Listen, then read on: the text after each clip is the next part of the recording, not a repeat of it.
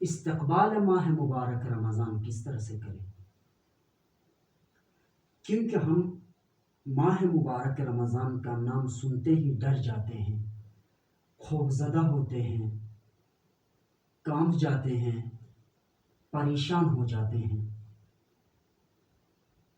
لہذا اگر کوئی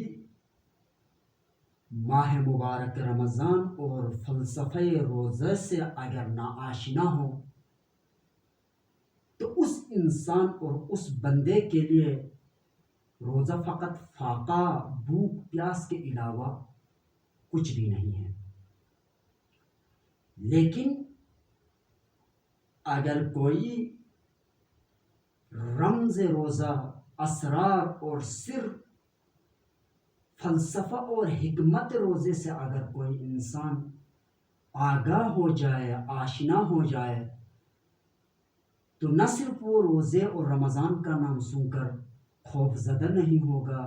بلکہ پروردگار عالم سے التجا کرے گا، فریاد کرے گا، دعا کرے گا کہ اے پروردگار، صرف ایک مہینے کے لیے روزہ کیوں، سال کے لیے کیوں نہیں؟ پروردگار عالم سے تقاضا کرے گا۔ جس طرح سے امام زین العابدین سید الساجدین علیہ السلام استقبال کیا کرتے تھے ماہ مبارک رمضان کا، کہ کہتے ہیں کہ جس طرح سے اگر کسی کو سالہ سال بعد اگر کوئی خدا اولاد عطا کرے تو جس طرح سے وہ خوش ہوتا ہے، جس طرح سے وہ خوشی کا اظہار کرتا ہے، اسی طرح سے مولا امام سجاد علیہ السلام ماہ مبارک رمضان کے نام سن کر اس طرح سے استقبال کیا کرتے تھے۔ جب ماہ مبارک رمضان ختم ہونے والے ہوں تو اس طرح سے رخصت کرتے تھے جس طرح سے کوئی ماں جس کا ایک ہی بیٹا ہو، جوان سال بیٹا ہو،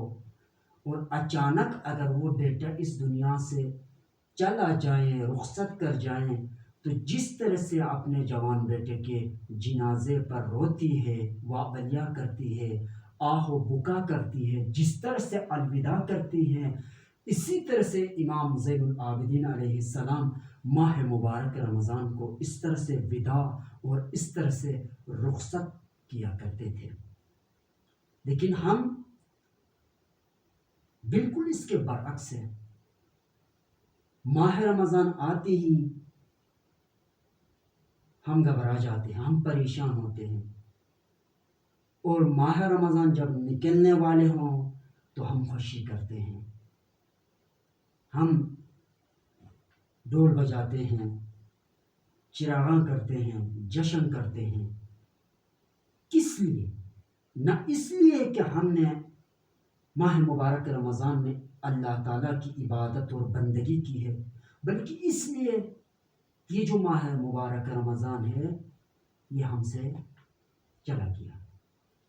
لہذا شعور اور معرفت کے ساتھ ماہ مبارک رمضان کو خوش آمدید کہہ دیں، اور شعور اور معرفت، سر اور رمز اور راز کے ساتھ ماہ مبارک رمضان کے ان ایام کو رخصت کریں۔